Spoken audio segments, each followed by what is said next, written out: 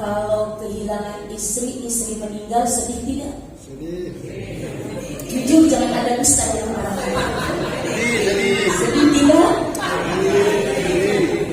Hah? Sedih Pak? Sedih?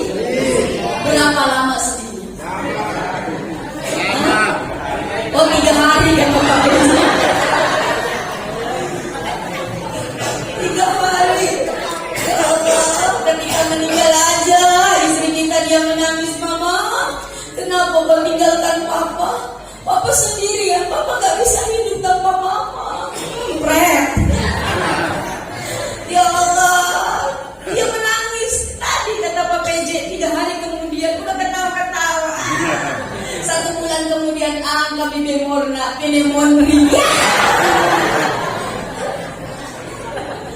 Masya Allah. Bahkan belum punya bemor, dia sudah punya beca. Apa itu beca? Beca cadangan. Ya. Beca cadangan. Ini kayaknya Pak PJ sama Bapak BKG ini ketua jangan diangkat. Kedua ketawa, jangan-jangan punya beca ini.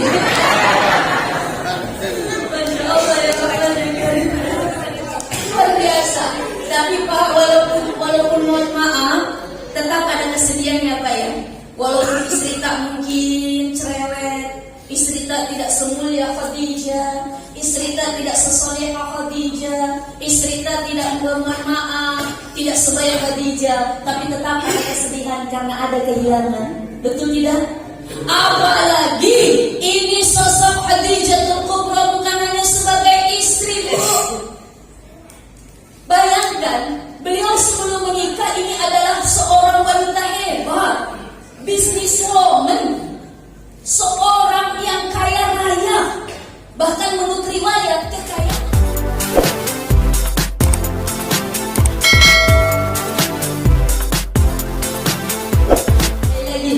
Assalamualaikum warahmatullahi wabarakatuh.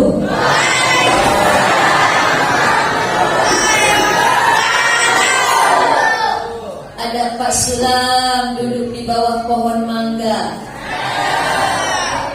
Ada Pak Sulam duduk di bawah pohon mangga. Saya doakan yang jawab salam insya Allah masuk surga. Buah kedondong, buah bengkoang. Yang jawabnya madodong masuk surganya belakangan. Alhamdulillahilladzi asra bi'abdihi laylan minal masjidil haram ilal masjidil aqsa alladzi fihi furida 'alal mu'minina wal mu'minat as-salatu ala 5 awqat. Ashhadu an la ilaha Ashhadu an la ilaha la ilaha illallah al-malikul haqqul mubin wa ashhadu anna sadiqul wa'dil amin. Allahumma salli ala sayyidina wa habibina wa syafi'ina wa qurrata a'yunina wa maulana Muhammad wa ala alihi wa sahbihi wa man tabi'a bi ihsan ila yaumiddin, amma ba'd. Fadilatul kiram yang terhormat, orang tua saya pribadi, mertua saya Bapak PJ Bupati Kabupaten Pindrang. Yang pertama kali saya ceramah di depan beliau, agak grogi juga ya. Apalagi tadi sambutannya Masya Allah, pidatonya Masya Allah, jadi grogi.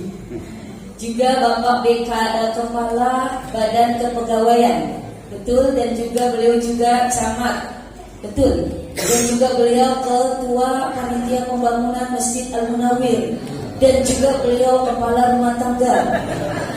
Insya Allah.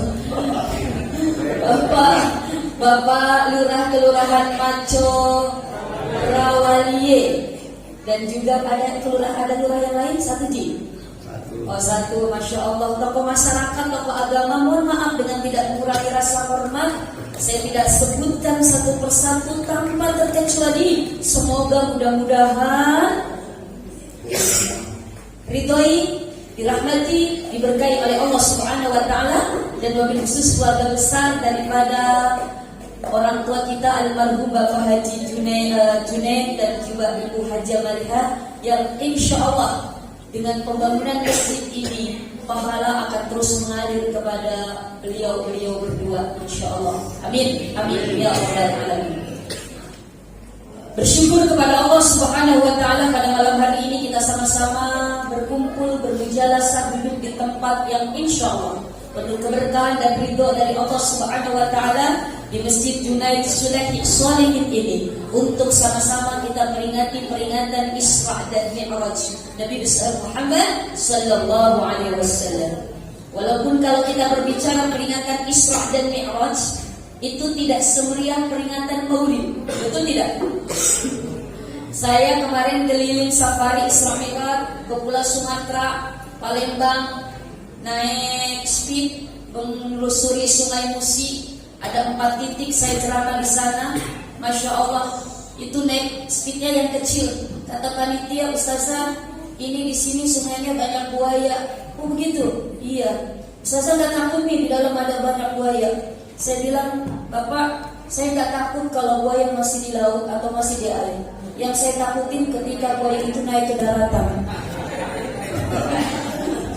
Buaya darat, Masya Allah. Itu luar biasa. Tetapi apa? Beda ketika safari Maulid dengan safari Isra Mi'raj. Memang berbeda di tempat manapun.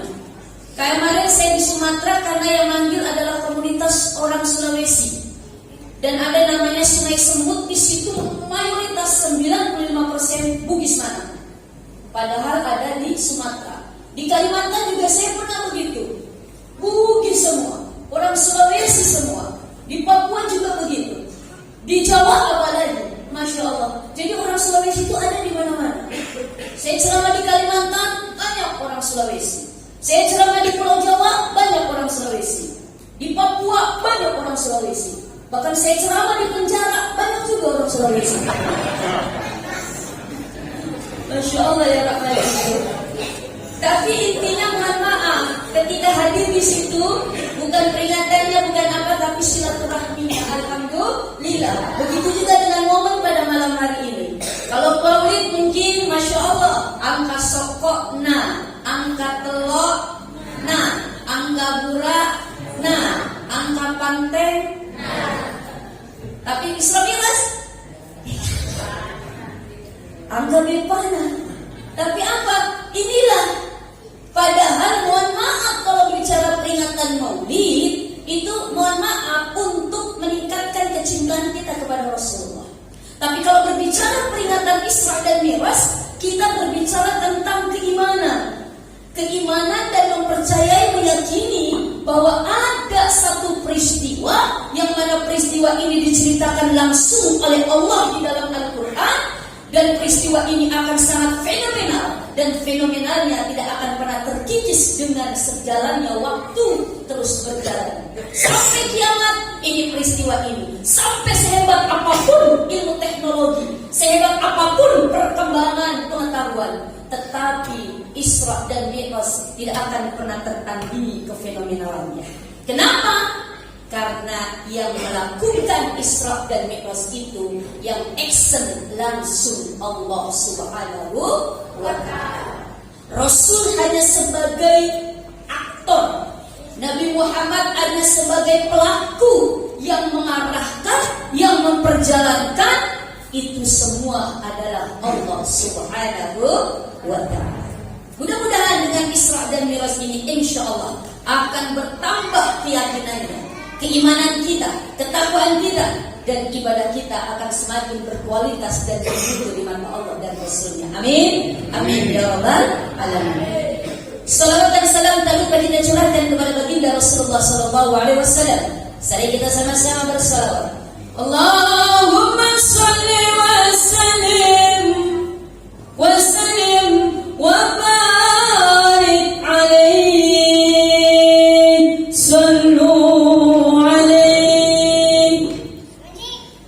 Jamaah, oh jamaah, alhamdulillah. Isra dan Mi'raj itu terjadi tiba-tiba. Isra dan Mi'raj itu terjadi bukan karena, mohon maaf, tidak ada apa-apa. Isra dan Mi'raj itu terjadi karena ada peristiwa rentetan kejadian yang melatar belakangi Isra dan Mi'raj itu. Satu, hikmah yang pertama. Sebelum Rasul di Isra Mi'rajkan, Rasul itu kan diuji bertubi-tubi. Beliau diangkat menjadi Nabi dan Rasul usia 40 sana, 40 tahun. Dengan turunnya surat Al-Alaq 1-5. Iqra bismi rabbikal ladzi khalaq. Al-Alaq. Beliau diperintahkan berdakwah sembunyi-sembunyi. Beliau lalu diperintahkan berdakwah terang-terangan. Mulai terang-terangan itulah Rasulullah mulai diuji, ditantang, dihalangi oleh orang-orang yang memang tidak menghendaki adanya agama baru, yaitu agama Islam. Abu Jahal, Abu Lahab, dan Abu Bosok, Abu yang lain itu. Ya Allah, ya Rahman, ya Karim. Beliau bukan hanya disiksa secara hati, secara fisikis, beliau pun disiksa secara, mohon maaf, materi. Lagi ibadah, beliau dikasih kotoran kepalanya. Beliau mau lewat, mohon maaf, dikasih ranjau di jalanannya. Masya Allah. Lalu puncaknya 3 tahun beliau diembargo ekonomi, embargo sosial, embargo politik, diasingkan Rasulullah. Tidak boleh Muhammad dan umatnya, keluarganya melakukan transaksi ekonomi. Tidak boleh dinikahkan dan menikahkan. Embargo ekonomi, sosial, politik. Kelaparan, kehausan, kesusahan. Selesai 3 tahun embargo, beliau kehilangan pelindung pertama beliau, yaitu Abu Thalib, pamannya. Jadi kalau beliau berdakwah masih ada pamannya, beliau agak tenang. Karena benteng perlindungan beliau pertama itu pamannya Abu Thalib. Pulang ke rumah ada pelindungnya lagi memberikan ketenangan. Siapa? Istri tercinta Khadijatul Kubra.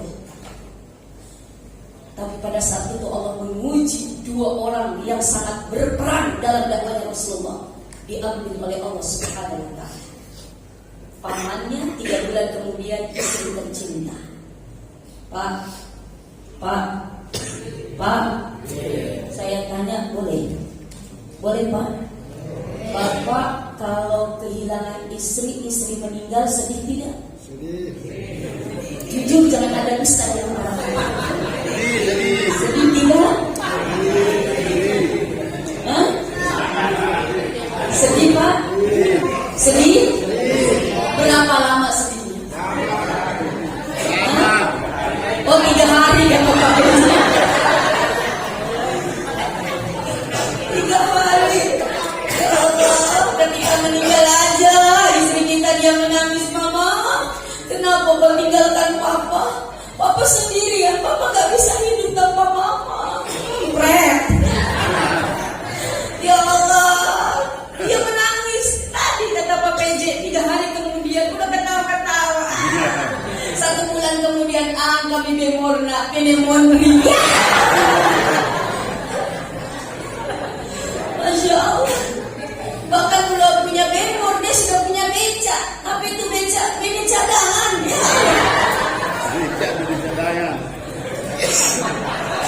Ini kayaknya Pak PJ sama Bapak BKI ini ketua jangan diangkat. Berdua angkat tahu, jangan dia punya beca ini. Masya Allah, ya Rahman, ya Karim. Luar biasa. Tapi Pak, walaupun mohon maaf, tetap ada kesedihannya Pak ya. Walaupun istri tak mungkin cerewet, istri tak tidak semulia Khadijah, istri tak tidak sesolehah Khadijah, istri tak tidak bermaaf, tidak sebaya Khadijah, tapi tetap ada kesedihan karena ada kehilangan. Betul tidak? Apalagi ini sosok Khadijatul Kubra bukan hanya sebagai istri, Bu.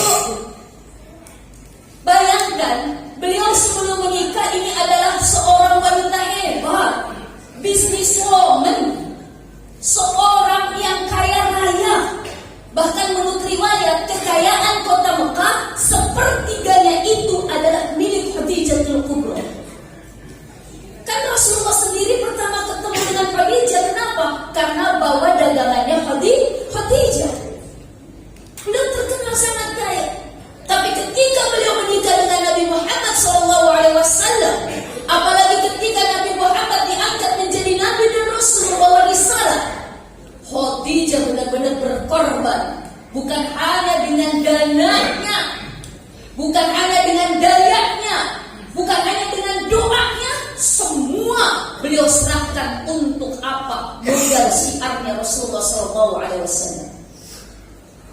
Sampai menurut riwayat, ketika Khadijatul Kubra meninggal dunia, beliau pun memakai pakaian yang penuh dengan tambalan bajunya. Kenapa? Karena memang Masya Allah, beliau serahkan semua hartanya untuk pengorbanan berdakwahnya Rasulullah, suami tercinta. Saking hebatnya Bu, satu-satunya wanita yang mendapatkan salam langsung dari Allah dari malaikat Jibril adalah Ibunda Khadijah. Kita dapat salam dari Pak PJ aja, ada salam dari Pak PJ, Bupati. Senang banget. Ini salam dari yang menciptakan makhluk, salam dari yang mengatur dunia ini, Allah Subhanahu wa Ta'ala. Bagaimana tidak hebat dan mulianya ini manusia. Siapa dia? Khadijatul Kubra.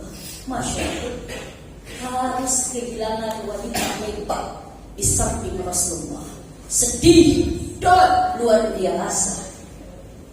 Beliau mencari hiburan, pergi ke Taif, karena di sana beliau besar di sana, kurang lebih umur 1 sampai 6 tahun beliau tinggal di Taif. Kenapa? Karena diasuh oleh Halimatus Sa'diyah. Di daerah Taif, saya mau ke sana, banyak saudara saya di sana, mungkin bisa membantu perjuangan dakwah saya. Tapi ternyata belum sampai di Taif, yang namanya kabar hoax sudah masuk ke orang-orang Taif yang dibawa oleh Abu Jahal, Abu Lahab, Abu Gosok dan Abu yang lain. Nanti kalau ada orang yang bernama Muhammad, dia ngajak kamu masuk agama kamu, jangan percaya. Muhammad itu tukang sihir, Muhammad itu pendusta, Muhammad itu orang gila, sinting. Dia ingin memecah belahkan persaudaraan kita. Dia ingin apa? Menghancurkan agama nenek moyang kita. Sudah datang itu berita hoax ke daerah Taif, sehingga ketika sampai Rasulullah di Taif, bukan bantuan yang didapati, hinaan, celaan, bahkan mohon maaf, lemparan batu dari penduduk Taif. Berdarah tubuh Rasulullah. Malaikat berbisik, Muhammad, kalau darahmu sampai menetes jatuh ke bumi, hancur berdebar. Lihat, Rasulullah gak mau, walaupun mereka menghina dan melukai Rasulullah. Rasulullah gak mau sampai darahnya menetes di bumi. Beliau tahan jangan sampai darah menetes di bumi, karena kalau menetes di bumi, Masya Allah, penduduk Taif akan hancur. Beliau tahan. Kenapa? Karena beliau masih cinta kepada mereka, walaupun mereka sudah berzoliminya. Masya Allah. Dari peristiwa inilah Rasulullah diberi reward oleh Allah, jalan-jalan Isra Mi'raj. Hikmah yang pertama, Bapak Ibu, usikum binafsi, saya pun menasihati diri pribadi. Kita hidup di dunia tidak melulu sesuai dengan harapan kita. Betul tidak? Pasti ada sesuatu yang tidak sesuai dengan harapan kita. Kita hidup di dunia tidak melulu orang suka sama kita. Bayangkan, sekelas Rasulullah pun punya haters, punya orang yang tidak suka, punya orang yang membenci dia. Sekelas Rasulullah, apalagi kita bukan Rasul, manusia biasa. Pasti ada yang suka, pasti ada yang tidak suka.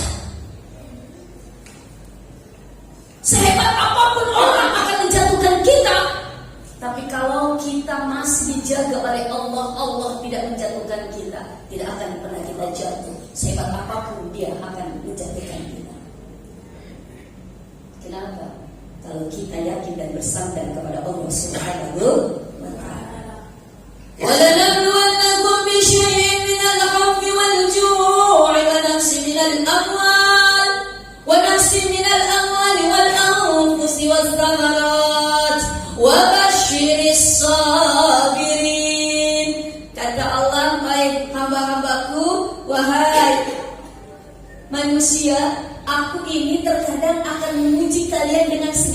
ujian, kata Allah. Minal khawfi, rasa takut. Apa itu takut bahasa Indonesia? Apa? Mintau apa? Macam-macam. Ada yang takut gelap, ada yang takut tinggi, ada yang takut kehilangan jabatan, ada yang takut kehilangan harta, ada yang takut kehilangan keluarga, ada yang takut kehilangan suami. Ibu takut nggak kehilangan suami? Hah? Kalau bapak takut kehilangan istri? Tidak.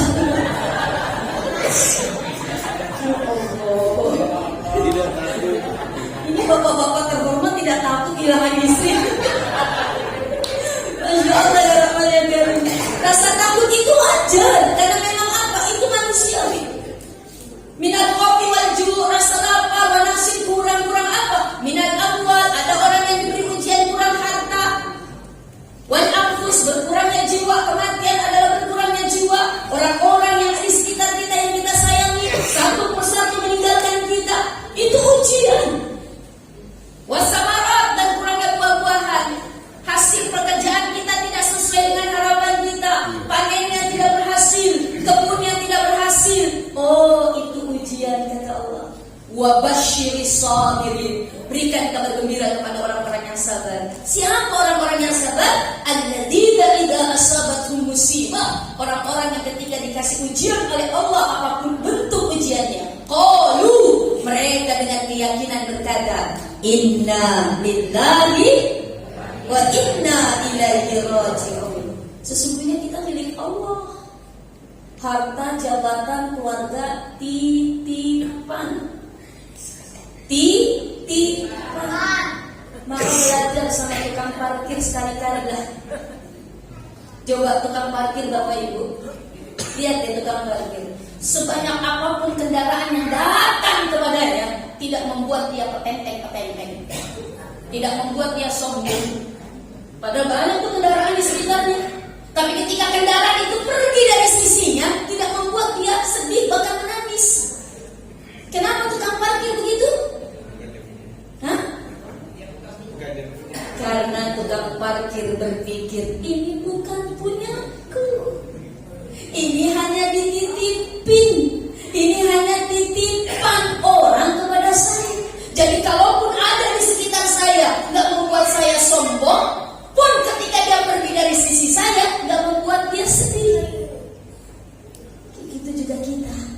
Semua yang ada di sekitar kita ini hanya titipan dari Allah Subhanahu wa Ta'ala. Jamaah, oh jamaah, Allah, bersandar kepada Allah. Makanya kata guru saya, belajar ilmu sabar itu seperti belajar sama tukang kelapa. Kaluku. Coba orang yang mau ambil buah kaluku, pohon kaluku itu tinggi atau pendek? Tinggi, matang. Mau ambil kelapa dia harus makin baik. Sudah naik ke atas, dipetik itu kelapa, udah dipetik kelapa diapain?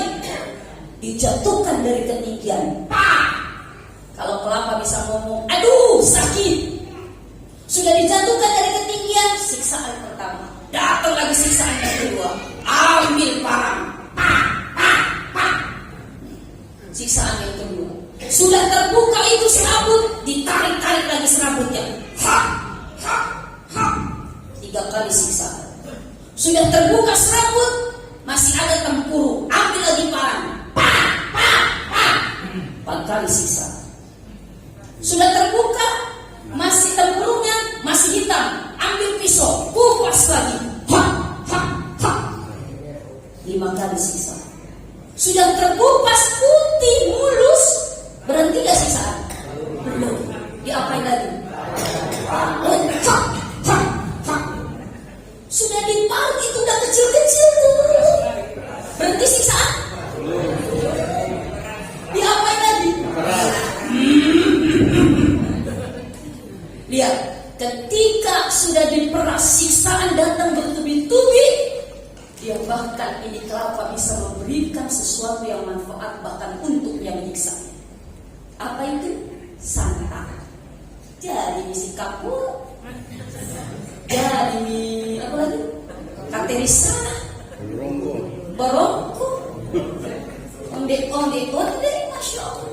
Artinya kalau kita sumpah, kita bertahan, sabar dan yakin kepada Allah, berbaik sangka kepada Allah, datang ujian kanan kiri atas bawah depan belakang. Kalau kita yakin, insya Allah nanti akan indah pada masanya. Sebagaimana Rasulullah mendapatkan yang luar biasa perjalanan yang indah Isra dan Mi'raj, kita akan mendapatkan kemuliaan. Ya, semakin hebat seseorang akan semakin hebat ujiannya. Akan semakin soleh dan takwa seseorang akan semakin besar ujiannya. Maka mudah-mudahan ketika ujian kita datang, insya Allah kita termasuk orang-orang yang ditetapkan menjadi orang-orang yang sabar. Insya Allah. Innallaha ma'as-sabirin. Sesungguhnya Allah bersama dengan orang-orang yang sabar. Hikmah yang pertama.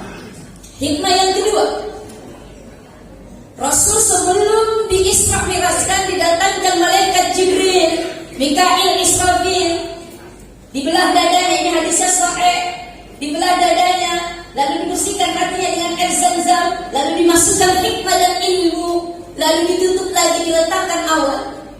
Kenapa Rasulullah harus dibersihkan hatinya? Kenapa Rasulullah harus dibersihkan hatinya? Apakah hatinya Rasulullah macam apa? Apakah hatinya Rasulullah itu kotor, jelek? Tentu jawabannya D. No. Karena Rasulullah maksum, terjaga sifatnya, terjaga akhlaknya. Lihat, saking terjaganya, Rasulullah mata musuh saja ditegur oleh Allah. Kita mata musuh kira-kira ada yang negur tidak? Bahkan kita mata musuh mata. Bu, lebih banyak senyumnya atau mata musuhnya sama suami kan?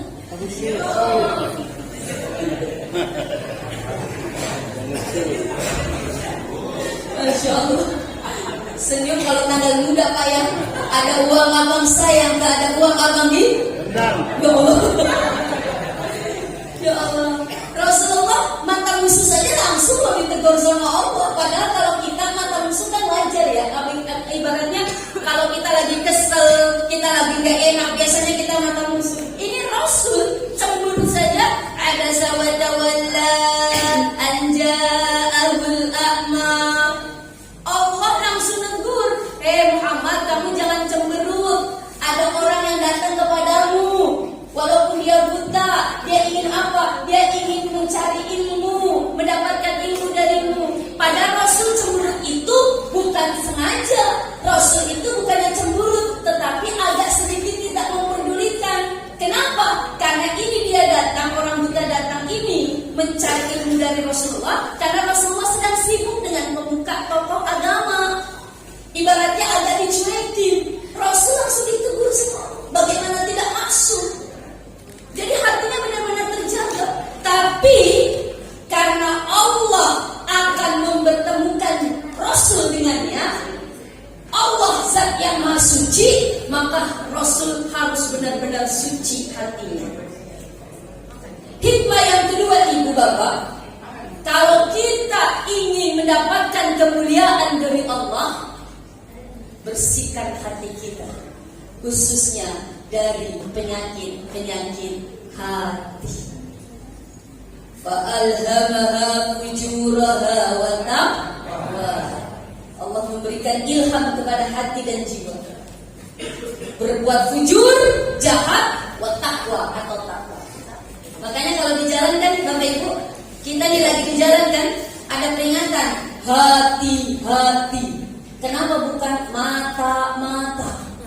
Kenapa bukan kaki-kaki?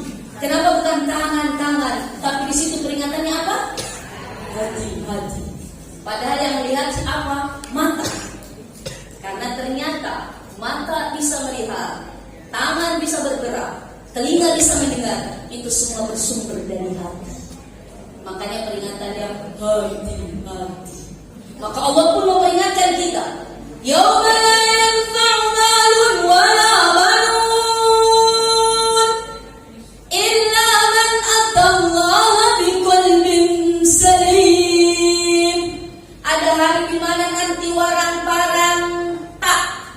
gadung, tak, darah, otot, bola, bene, laki, tidak bisa memberikan manfaat kepada kita illa man atallaha biqalbin salim, kecuali yang datang kepada Allah dengan hati yang selamat, dengan hati yang bersih, selamat dari penyakit-penyakit hati. Apa itu penyakit hati? Syirik, menduakan Allah, menselingkuhi Allah. Bu, ibu marah nggak kalau diselingkuhi? Ya Allah, apalagi bapak, harga dirinya terasa terinjak-injak. Masya Allah. Ini Allah juga marah ketika ada hamba-hambanya yang berselingkuh. Katanya iyyaka na'budu wa iyyaka nasta'in. Hanya kepadamu lah ya Allah kami beribadah. Hanya kepadamu lah ya Allah kami meminta pertolongan. Tapi prakteknya mau kayak, kalau di Jawa ada yang namanya ngepet. Ngepet itu apa? Itu yang pelihara babi ngepet. Mohon maaf, mau kayak dia beli tuyul. Di Jawa itu ada namanya Gunung Kawi. Gunung Kawi itu tempat jual beli tuyul jin. Jadi orang-orang yang mau kaya jalan ekspres, dia melihara tuyul. Tuyulnya yang kerja, dia cuma nungguin aja. Masya Allah. Mau jadi pejabat, pergi ke Mbak Dukun. Mau jadi orang sukses, pergi ke orang pintar. Berarti bukan ia karena budu, tapi ia karena dukun. La tusyrik billah, jangan duakan Allah. Inna syirka la zulmun azim. Karena perbuatan syirik itu adalah dosa besar. Apalagi penyakit hati? Mabor, mancing, mapediat, masirian, masek, makut, mamong, mamoa, macece, mamoa, maboro, macingkang, merasa dirinya paling hebat, merasa dirinya nomor 1, merasa dirinya paling tercantik, tertampan, terhormat, terkaya, terpandang,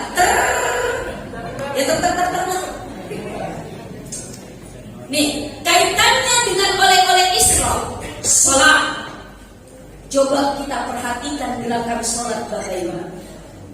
Gerakan sholat itu salah satunya mengajarkan kita punya sifat moral tawadhu, rendah hati. Coba kita perhatikan gerakan sholat.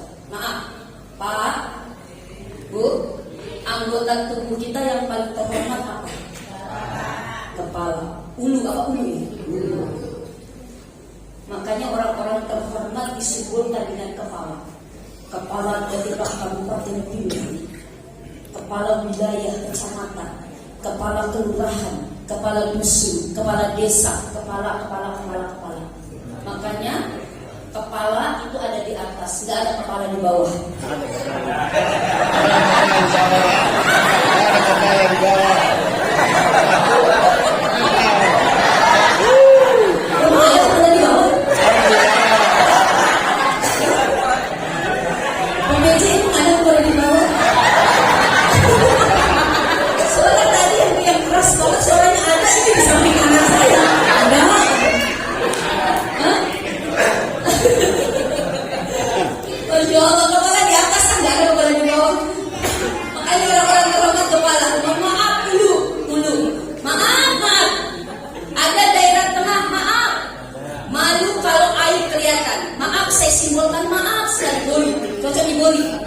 Bori. Ketika sholat berarti Allahu Akbar, posisi ulu di atas, bori di bawah. Ulu bilang sama bori, bori, kamu hina, kamu gak ada artinya. Saya loh hebat karena saya di atas. Ulu bilang sama bori. Bori bilang, ulu aja nama boroki. Nanti suatu waktu kita sama. Betul. Ketika ruku, Allahu Akbar. Bagaimana posisi ulu sama bori? Yang betul itu posisi posisi yang ruku yang betul itu sejajar. Rasul dalam hadisnya mengatakan kalau menaruh air di gelas itu air tidak tumpah, itulah ruku yang benar. Jadi nggak boleh terlalu nunduk sekali, nggak boleh juga mendekat. Itu apa sejajar? Boleh bilang sama ulu-ulu, pada boy. Ini pun tidak selamanya tidak. Sami Allahu liman hamidah. Ulu bilang lagi sama boy, boy saya di atas lagi. Tapi ini pun tidak selamanya lagi. Lalu sujud. Allahu Akbar. Bagaimana posisi bodi? Lebih tinggi daripada ulu. Bodi bilang sama ulu, lihat sekarang dirimu. Tadi kamu menyombongkan diri. Tadi kamu menghinakan saya karena saya lebih rendah kedudukannya dari engkau. Tapi sekarang lihat, kedudukanmu lebih rendah dari saya. Bahkan saya yang kau hinakan, kata ini Bori. Tidak diperintahkan oleh Allah mencium tanah. Kamu yang merasa hebat, kamu yang merasa tinggi, diperintahkan oleh Allah mencium tanah 1 rakaat 2 kali. 17 rakaat minimal. Sholat wajib 34 kali 1 hari 1 malam. Engkau diperintahkan mencium tanah. Tanah yang kita injak-injak, tanah yang dibawa. Tapi lihat, kamu diperintahkan oleh Allah untuk mencium tanah. Artinya, ini mengajarkan kita agar kita tawadhu ketika di atas dan ketika di bawah. La ta'asu min rauhillah. Sabar, jangan kita berputus asa. Bangkit dari ketemukan kita. Inilah yang diajarkan di dalam gerakan sholat. Masya Allah, tabarakallah. Ini pun yang diajarkan untuk kita agar kita, mohon maaf, terbebas dari penyakit hati tadi. Maborro, macingkan. Jamaah. Iblis sudah enak-enak di surga tuh, tapi karena kesombongannya dan keangkuhannya, dia dikeluarin kok dari surga. Kita mau masuk surga sombong, jangan harap. Mudah-mudahan kita terhindar dari penyakit hati sombong dan cinta. Apalagi maka masih di hati, ya Allah. Tetangga beli kipas angin baru, dia berputar kepalanya. Tetangga beli kulkas, dia yang mengkeng. Tetangga yang beli kompor baru, dia yang panas. Tetangga naik jabatannya, dia naik tensinya. Tetangga beli motor baru, dia yang murung. Tetangganya beli mobil baru, dia naik mobil ambulans. Kena serangan jantung. Tetangganya naik ke tanah suci, dia innalillahi.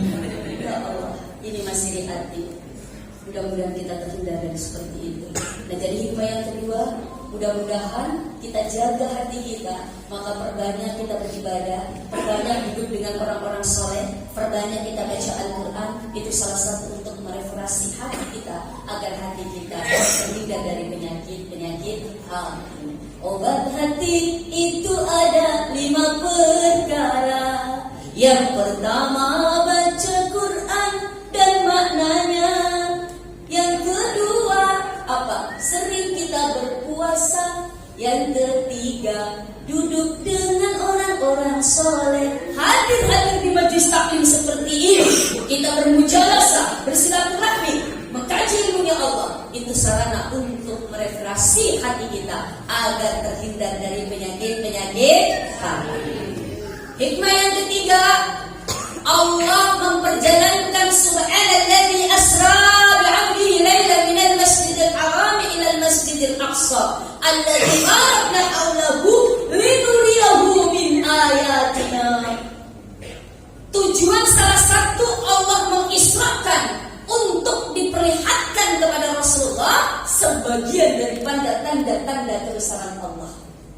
Dilihatin tuh, ada orang Masya Allah yang dia pikul satu beban, tambah lagi bebannya, tambah berat lagi bebannya, seakan-akan dia tidak mampu, tapi ditambah lagi, dia tidak mampu, ditambah lagi. Rasul bertanya, Jibril, itu gambaran umatmu seperti apa? Itu adalah gambaran umatmu, orang-orang yang rakus dengan jabatan. Ya. Makanya jangan banyak-banyak punya jabatan ya. Kalau begini Pak ke depannya. Semakin banyak jabatan, semakin banyak pertanggungjawabannya ya.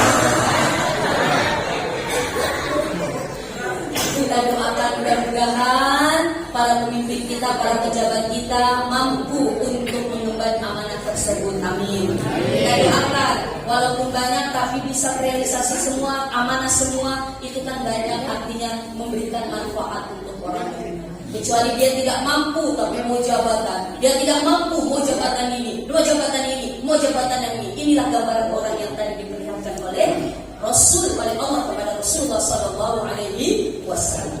Ada orang yang menanam pada saat itu juga panen, tanam lagi, langsung panen, tanam lagi, langsung panen. Rasul Jibril, itu gambaran umatku seperti apa? Gambaran umatku seperti apa yang begitu indah? Dia menanam pada saat itu, dia panen juga pada saat itu. Itu adalah gambaran umatku yang suka membelanjakan hartanya di jalan Allah. Dia akan mendapatkan panen yang luar biasa. Dia tidak berhitung untuk di jalan Allah. Dia adalah apa? Gambaran orang-orang yang mabasa, dermawan, bukan orang-orang yang sehat. Tapi terkadang kan kita itu. Maaf, jemaah. Jemaah. Saya tanya dulu nih, 10 dikurangi 1 berapa? 10 dikurangi 5? 10 dikurangi 9? 1. Kata siapa? Kata guru. Belajar dari TK, SD, SMP, SMA, S1, S2, S3, S1, S0, STW. STW itu baku. Tapi matematikanya Allah kan enggak gitu. Matematikanya Allah apa? 10 dikurangi 1, 19. 10 dikurangi 55. 10 dikurangi 9, 91. Loh kok bisa begitu? Ada rumusnya. Rumus apa? Ya rumus ayat dari Allah. Mana ayat itunya? Rumusnya man jaa bil hasanati falahu asyru amsalha. Barang siapa yang datang kepada Allah dengan satu kebaikan, maka baginya 10 kali lipat ganjarannya dari Allah Subhanahu wa taala. Ini pun tidak baku. Kata Allah bahkan sampai ila sab'imi atidifin, bahkan sampai 700 kali lipat. Tapi terkadang kita baku sama matematikanya dunia. Ibu pergi ke masjid nih, bawa dompet. Di dalam dompet ada uang warna merah, ada biru, ada hijau, ada warna apa lagi? Coklat, ungu, ada gambar parang 1000. Duduk cantik, tiba-tiba kotak amal lewat di hadapan kita. Jujur jangan ada dusta di antara kita. Kira-kira yang keluar dari dompet ibu dan bapak uang yang mana? Uang barang. Udah begitu robek lagi. Dia bilang dalam hati masukin kotak amal, biar cedek, yang penting ikhlas. Betul? Betul, karena ikhlas itu ruhnya amal. Kalau dimakan banyak dan ikhlas, Masya Allah. Maka berbahagialah, mudah-mudahan keluarga almarhum Haji Junaid yang menginfakkan hartanya untuk membangun masjid ini, lalu dimanfaatkan, digunakan. Insya Allah ini akan menjadi amal jariah. Insya Allah ini akan menjadi ladang pahala. Insya Allah ini akan pahalanya terus mengalir kepada orang-orang yang ikut membangun masjid ini, yang bahkan sudah meninggal dunia akan terus transfer pahalanya sampai yaumil akhir. Amin. Amin ya rabbal alamin. Ini hikmah yang ketiga.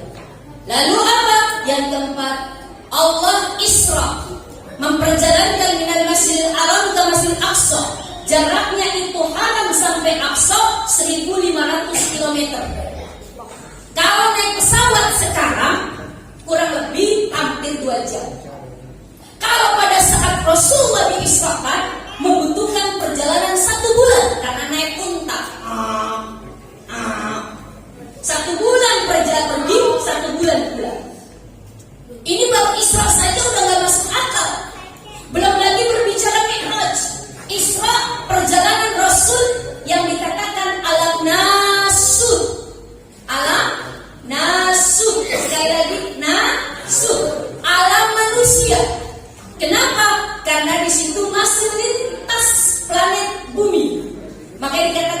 menasut ala manusia.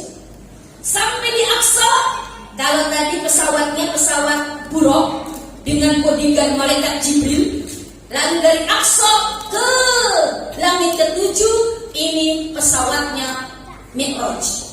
Tangga Arojaya 7 Mi'raj ini alat untuk naik. Tangganya seakan-akan tidak terbatas. Dari 1 sampai ke 7 langit dikatakan alam malakut. Alam malakut, alamnya para malaikat. Bahkan di situ diriwayatkan sebagai ulama, Rasul dijadikan malaikat pada saat itu. Karena apa? 1, diperlihatkan malaikat sedang takbiratul ihram. Langit kedua sedang Al-Fatihah. Langit ketiga sedang ruku, iktidal, sujud, duduk di antara dua sujud, tasyahud.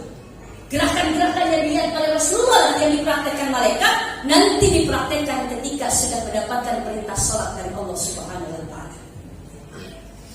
Selain itu kan bertemu dengan dunia para nabi. Langit 1 Nabi Adam, langit kedua Nabi Isa, langit ketiga Nabi Yusuf.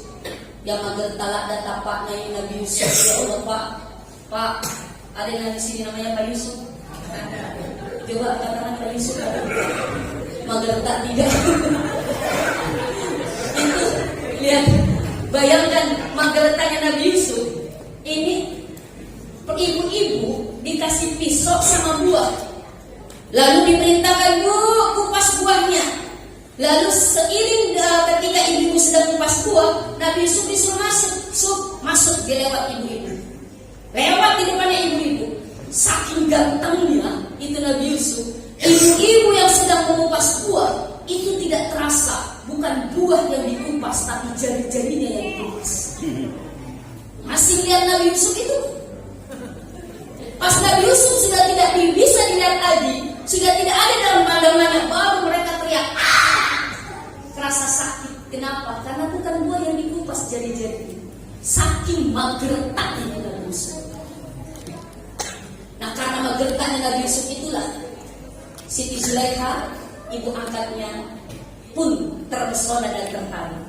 Sehingga timbullah fitnah. Nah, untuk meredam fitnah, Nabi Yusuf bilang, biar saya masuk penjara walaupun saya tidak salah. Itu Nabi Yusuf. Salahnya masuk penjara karena mageretak. Karena mageretak. Tapi alhamdulillah keluar dari penjara, Nabi Yusuf jadi pejabat, jadi menteri keuangan. Ini Nabi Yusuf. Masuk penjara dulu baru jadi pejabat. Kalau orang sekarang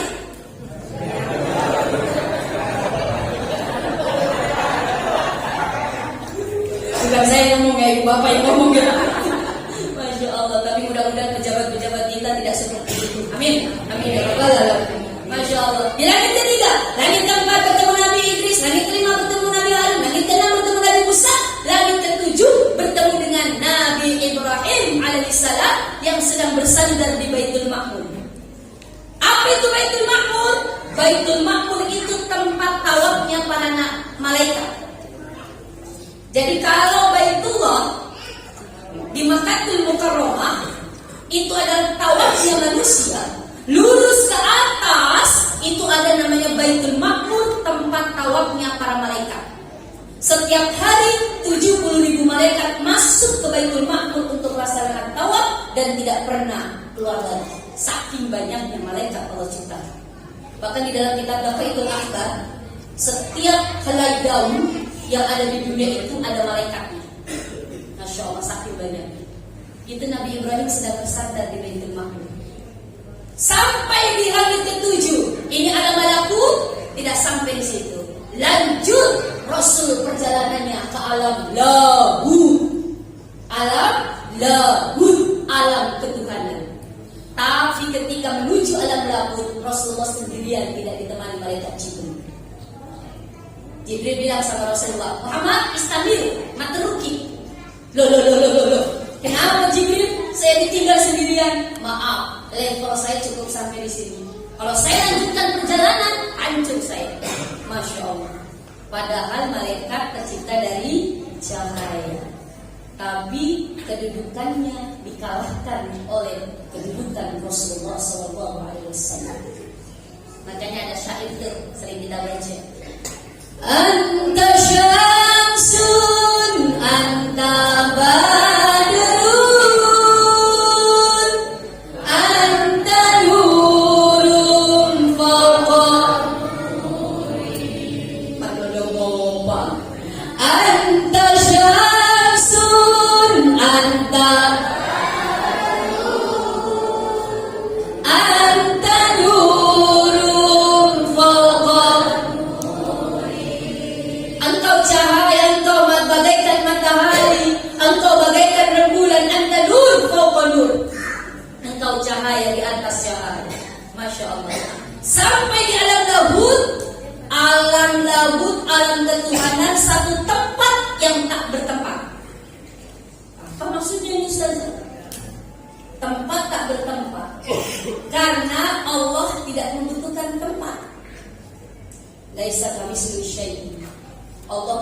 dengan kita. Mukhalafatul khalaq di sini berbeda dengan makhluk.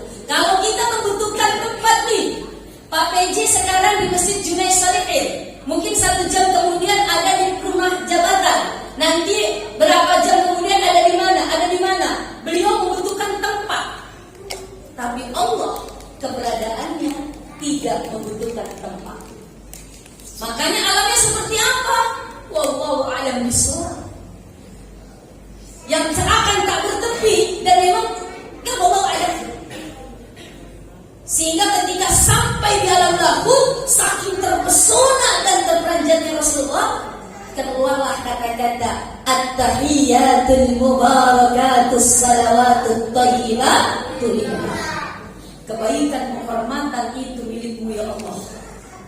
Allah mendengar itu langsung balas, assalamu alayka ayyuhan nabiyyu wa rahmatullahi wa barakatuh. Salam sejahtera untuk engkau. Kak di situ assalamu alayka, kak di situ anta, kamu. Artinya orang yang berbicara dengan orang yang diajak bicara dekat. Kita kan kalau ngomong itu, bagaimana kabar kak? Kan dekat yang diajak bicara dengan yang berbicara. Kita, anta, di situ assalamu alayka. Allah dekat sekali dengan Rasulullah. Makanya katanya assalamu alayka ayyuhan nabiyyu wa rahmatullah. Salam sejahtera untuk engkau Muhammad. Rasul dapatkan salam dari Allah, tidak ingin dia nikmati sendiri. Dia ingat umatnya, kita. Lalu Rasul menjawab, assalamu alayna wa ala ibadillahis shalihin. Salam sejahtera juga untuk hamba-hambamu ya Allah yang berbuat amal saleh. Mendengar dialog antara Allah dan Rasul, malaikat dari 1 sampai ke 7 langit serentak mengucapkan kalimat asyhadu an la ilaha illallah wa asyhadu anna dialog itulah, kata-kata itulah yang kita baca ketika kita sholat di tahiyat apa? Di duduk tasyahud. Lalu kenapa di tasyahud akhir ada Allahumma shalli ala sayyidina Muhammad wa ala ali sayyidina Muhammad kama shallaita ala Ibrahim wa ala ali Ibrahim. Kenapa ada Ibrahim di situ? Karena ketika Rasul turun habis menerima perintah sholat, lalu turun di langit ke-7 ketemu dengan Nabi Ibrahim, ditanya, Muhammad, dapat apa umatmu? Perintah sholat. Berapa? Awalnya 50, tapi alhamdulillah 5 waktu. Mampu umatmu? Insya Allah itu ketetapan dari Allah. Maka Nabi Ibrahim bilang, sampaikan salamku kepada umatmu yang mampu melakukan dan melaksanakan perintah Allah tersebut. Karena Nabi Ibrahim mengucapkan salam kepada kita, maka kita jawab salamnya Nabi Ibrahim. Kama shalaita ala Ibrahim wa ala ali Ibrahim wa barik ala Muhammad wa ala ali Muhammad. Ketemu di langit ke-6, ketemu Nabi Musa. Perintah sholat 5 waktu kepada umatnya. Nabi Musa menangis. Menangis kenapa? Menangis antara haru, malu. Ya Allah, umatnya Nabi Muhammad yang kecil-kecil, bicu-bicu, dibandingkan dengan umatnya Nabi Musa yang tinggi-tinggi.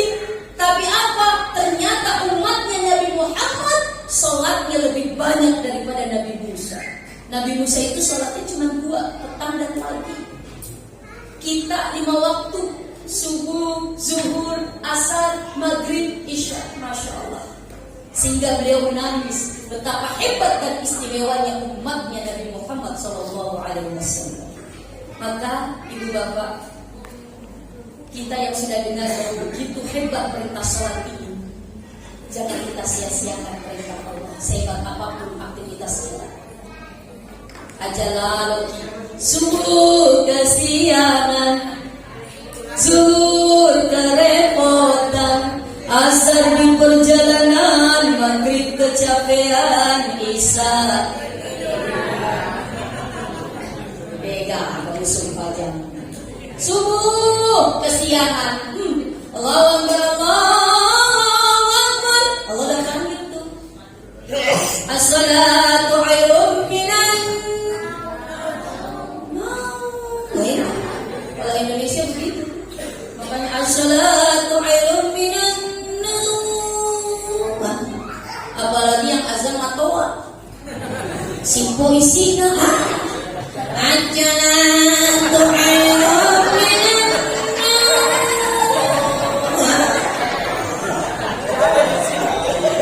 Udah tambah ngantuk. Ya Allah, tambah. Makanya yang azan, ayolah anak-anak muda-muda yang sudah mertua, apalagi yang sudah simpo, janganlah kasih anak muda yang suaranya bagus agar bisa menarik orang mendengar azan tertarik untuk pergi. Kalau yang azannya udah tadi ompong acat ya Allah, cukuplah jadi jamaah saja, masya Allah ya Rahman ya Karim. Jamaah, oh jamaah. Imam Hambali mengancam orang Islam yang tidak sholat bahkan beliau hukumi kafir. Walaupun Imam Syafi'i menghukumi fasik, artinya fasik dia melakukan pelanggaran terhadap perintah Allah. Perbedaan antara Muslim dengan orang non-Muslim itu ibadah sholat. Non-Muslim ada mengerjakan ibadah seperti kita, puasa. Orang Hindu ada yang dia bahkan mohon maaf bukan hanya tidak makan tidak minum, dia aktivitas lain pun dia apa berhenti. Orang Nasrani, oh ada juga zakatnya dia. Bahkan dia 10% zakatnya lebih gede dari kita 2,5%. Tapi sholat tidak ada satu agama pun di dunia ini yang mengerjakan ibadah sholat. Sholat ini merupakan ciri khas daripada ibadah yang memang disitulah. Apalagi ketika sujud adalah waktu yang amat sangat dekat kedudukan kita dengan Allah Subhanahu wa ta'ala. Walaupun praktiknya, mohon maaf, banyak perbedaan kita ketika sholat. Contoh, ada yang kunut, ada yang tidak. Ada yang Fatihahnya pakai basmalah, ada yang tidak. Perbedaan itu indah. Jangan dijadikan perbedaan itu menjadi biang perselisihan, apalagi menjas dia salah, menjas dia kafir, menjas dia tidak baik. Maaf, Imam Hambali, Imam Syafi'i berbeda. Ketika takbir, Allahu Akbar, Imam Syafi'i sampai di telinga, Imam Hambali cukup sampai di dada. Jadi enggak benar juga ketika Allah. Apa ini angkat tangan? Saya pernah sementara duduk lagi ngaji-ngaji di Masjidil Haram, enak lagi ngaji, tiba-tiba ada orang Turki datang, nyempil, dia langsung Allah.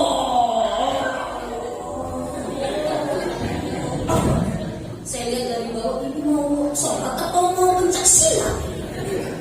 Tapi kan saya nggak bisa juga, mungkin dia ada ilmunya yang saya tidak tahu. Masya Allah ya Rahman ya Karim. Ada kalau Imam Syafi'i baina surah wa sadri, antara pusat dan dada. Ini Imam Syafi'i. Kalau Imam Hambali, maaf, di atas pusat.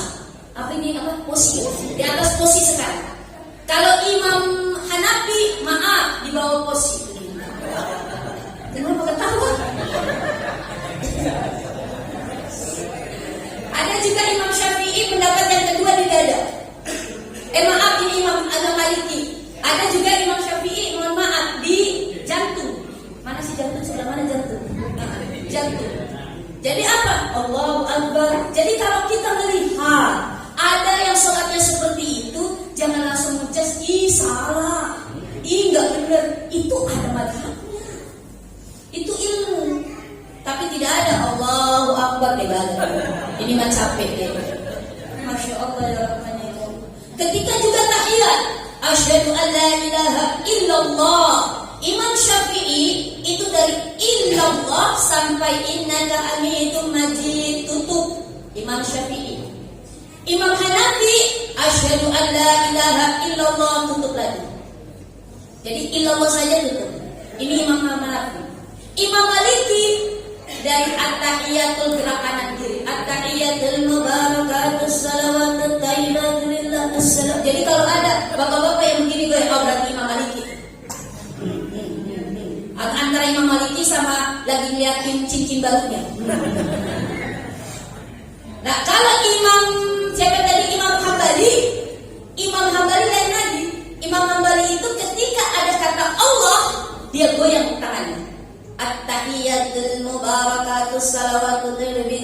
Assalamu alayka ayyuhan nabi rahmatullah. Assalamu alayna wa ala ibadillahi sholihin. Asyhadu an la ilaha illallah wa asyhadu anna rasulullah. Jadi ada Allah.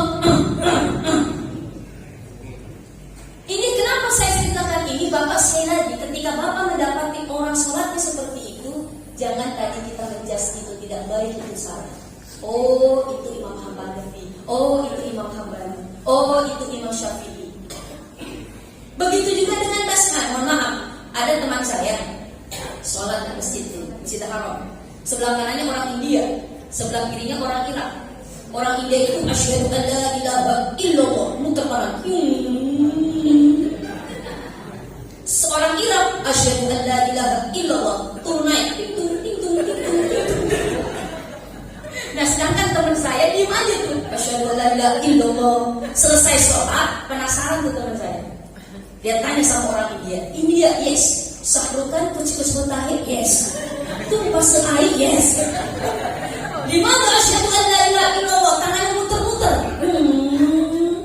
Oh, dia ada jawabannya.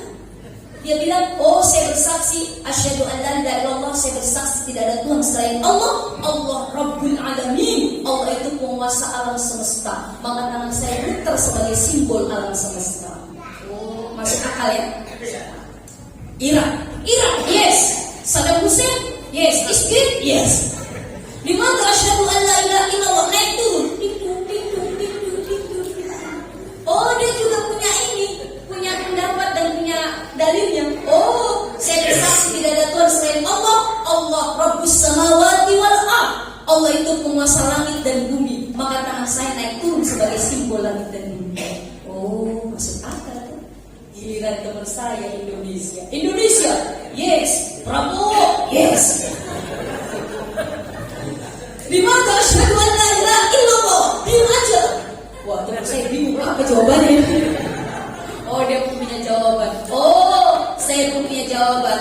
Asyhadu an la ilaha illallah, saya bersaksi tidak ada Tuhan selain Allah. Nastaqim fi ibadatillah, kita harus lurus tegak dalam beribadah kepada Allah. Gak boleh goyang kanan kiri atas bawah. Dan ini sebagai simbol Allahu Ahad. Oh iya. Jadi apa? Yang diem aja betul menurut keyakinannya. Yang naik turun betul menurut keyakinannya. Yang muter-muter betul menurut keyakinannya. Yang tidak betul, yang tidak tahiyat alias tidak sholat. Itu terkadang menjadi apa? Menjadi perselisihan. Begitu juga ketika sujud. Jamaah. Kira-kira ketika mau sujud, lutut dulu atau tangan dulu? Tangan dulu. Ini dulu, lutut dulu atau tangan dulu? Hah? Tangan dulu atau lutut dulu?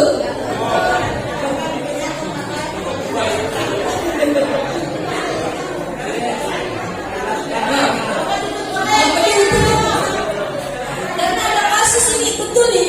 Sebagaimana ceritakan oleh guru kita, mohon maaf Ustaz Adidai, ada itu orang di Bekasi, ini kisah nyata. Suami istri hampir bercerai gara-gara persoalan lutut dan tangan. Suaminya belajar dari ustaz yang lain, istrinya belajar dari ustaz yang lain. Pulang kerja, dia belum sholat isya. Pulang, sholat isya, di samping ada istrinya. Ketika lihat suaminya sholat, ketika mau sujud, suaminya lutut dulu. Ini sedangkan istri belajar dari ustadznya, kalau mau sujud tangan dulu. Ketika sholat selesai, tidak ada mukadimah, langsung dia bilang sama suaminya, Mas, sholatnya tidak sesuai sunnah. Kenapa? Karena tadi Mas sujudnya lutut dulu. Menurut guru saya itu tangan dulu. Berarti Mas tidak sunnah. Oh, suaminya gak mau kalah, namanya pemimpin. Pemimpin kan salah satu yang memang ciri khasnya tidak mau dipimpin, dia mau menerima masukan tapi tidak mau menerima saran. Laki-laki digituin, oh harga dirinya, oh enggak, saya yang betul kata ustaz saya, lutut dulu, oh enggak, tangan dulu, lutut dulu, semalaman bertengkar. Masya Allah. Ternyata dia pergi ke ustaz yang benar-benar tahu semuanya, ketawa itu ustaz. Pak, Bu, kalian semua berdua betul, gak ada yang salah. Kenapa? Karena kalau dari lutut dulu sujud itu hadis berdasarkan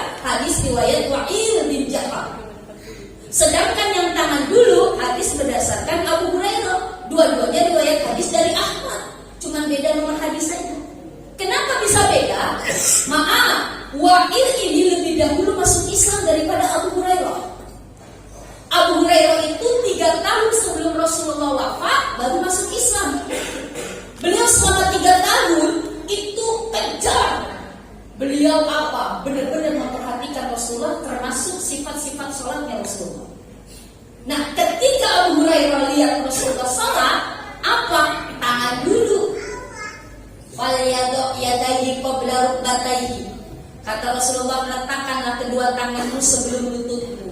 Hadis Abu Hurairah. Sedangkan hadis yang wahid, falyadha' rukbataini qabla yadayhi. Letakkanlah kedua lututmu sebelum tanganmu. Oh, di sini ditarik kesimpulan asbabul wudhunya apa? Oh, kalau hadis wahid itu maaf, Rasulullah masih muda. Jadi lutut dulu. Waliyadok rukbataini qabla yadayhi. Sedangkan hadisnya Abu Hurairah 3 tahun sebelum wafat, artinya Rasulullah usianya sudah 60 tahun. Jadi apa? Kata Rasulullah, "Falyadok yadayhi qabla rukbatayhi." Letakkanlah kedua tanganmu sebelum lututmu. Jadi apa? Oh, Rasulullah ketika sudah 60 tahun, tangan dulu baru lutut. Jadi dua-duanya betul. Betul. Yang lutut dulu betul, yang tangan dulu betul, yang tidak betul yang kepala dulu.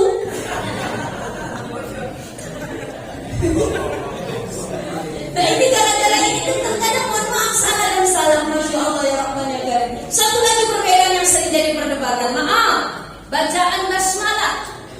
Ada yang jabr mengeraskan basmalahnya, ada yang tidak.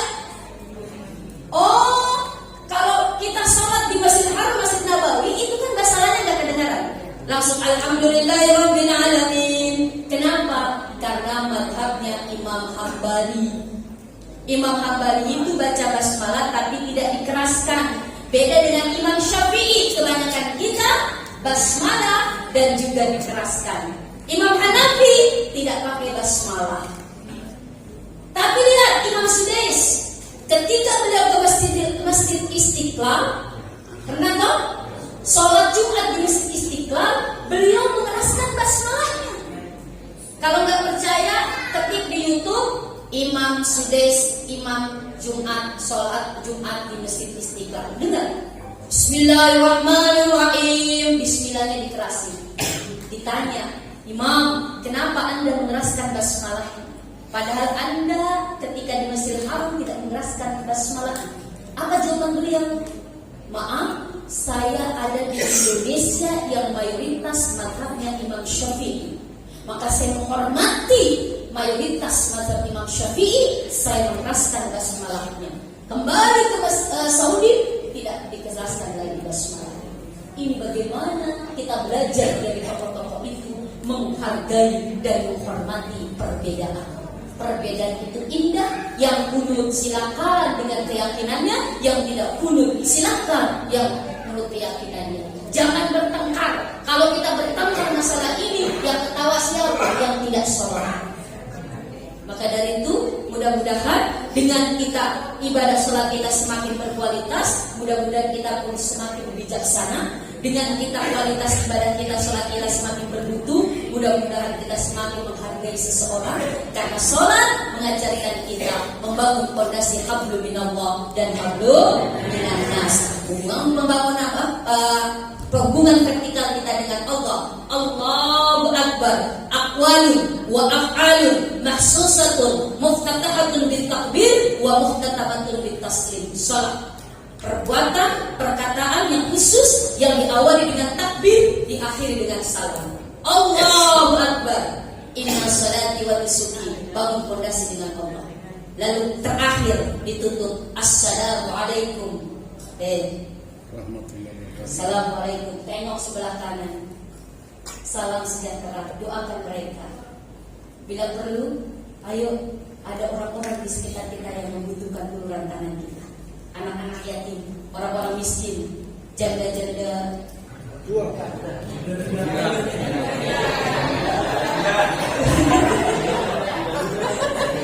muda-muda. Janda-janda muda. Ya Allah ya Rahman ya Karim. Ada janda di sini ya?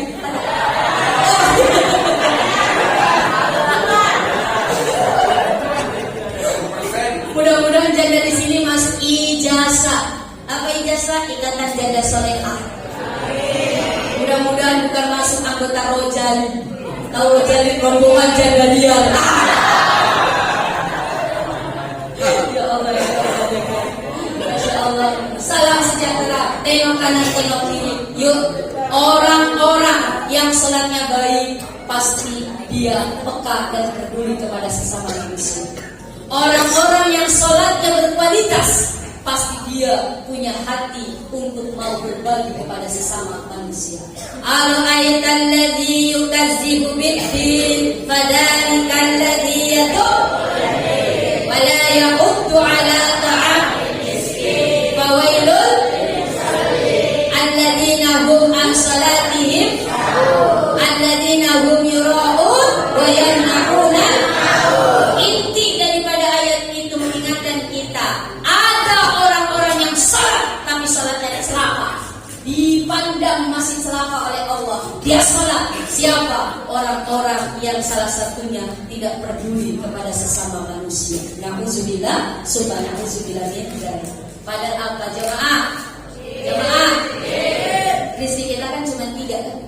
Ma'akalta, apa yang sudah kita makan lalu jadi kotoran, itu rezeki kita. Ini yang di depan ini belum tentu rezeki kita, Pak. Belum tentu, Pak. Belum dimakan. Yang di kotak belum tentu. Udah dimakan belum, Bu? Yang udah rezekinya, yang belum tentu. Masya Allah. Makan galera kok keluar jadi kotoran. Mandre telok keluar jadi kotoran. Mandre nasi peleko keluar jadi kotoran. Nggak mungkin mandre telok keluar telok. Dan dia mami. Masya Allah. Ini rezeki kita. Yang kedua, rezeki kita malah bisa apa yang sudah kita pakai lalu usang.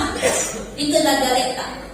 Baju, kerudung, sarung, kemeja yang sudah kita pakai, itulah galeta. Yang masih belum dipakai belum tentu galeta. Ibu beli kerudung sembahyang, Mas Solia kok cantik, tapi belum dipakai-pakai. Ditanya sama suaminya, Bu, kenapa tidak dipakai kerudung tak? Matupi puasa lebaran. Ternyata belum puasa mati. Rezeki kita bukan, Bu? Rezekinya siapa?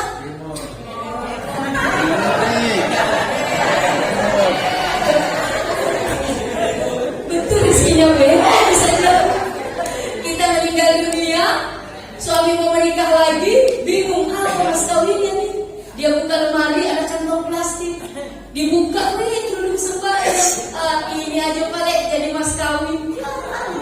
Saya terima nikahnya, kawinnya bulan binti bulan dengan mas kawin seperangkat alat sholat yang dibeli oleh istri saya yang sudah meninggal dunia. Sahkan mau. Kita yang beli, tengoklah kita yang rasain. Ada juga bapak-bapak ngumpulin duit setengah mati, bisa beli mobil. Udah beli mobil, jadi pakai ke mobil. Ada nggak yang begitu? Ada. Dia taruh mobilnya, dia tutup dengan kain, dia bedain kehujanan, kepanasan, naik motor. Ditanya, Pak, kenapa mobil tak tidak dipakai, itu mobil baru tak? Ali, mantu macarai, Pak. Nanti lecet, nanti rusak, nanti kotor. Belum dinikmati mobil hasil tabungannya, mati. Kira-kira rezeki kita bukan, Pak? Jadi rezekinya siapa? Bukan lemon. Tahu lemon, lemon tree, ya. Apalagi kalau istri tak nikah sama berondong, Pak, ya. Kita yang setengah mati tuh kumpulin duit beli mobil, belum dinikmati mobilnya, mati lah. Beneta sama lemonnya, naik mobil lagi. Kita di dalam bumbu gigit jari, Pak. Padahal siapa yang beli? Kita. Masya Allah. Makanya kalau bisa beli apa-apa langsung dipakai. Beli mobil baru, langsung pakai. Beli baju baru, langsung pakai. Pakai yang pertama untuk kebaikan. Punya mobil baru, langsung pakai untuk ke masjid. Punya baju baru, langsung pakai ke gereja. Punya baju baru, langsung datang ke pengajian. Punya baju baru, langsung pakai. Sarung baru, langsung pakai. Istri baru.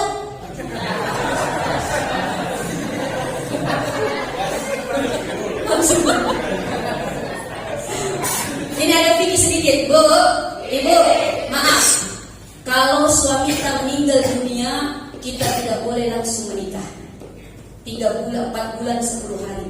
Di dalam Al-Quran baru kita boleh menikah lagi.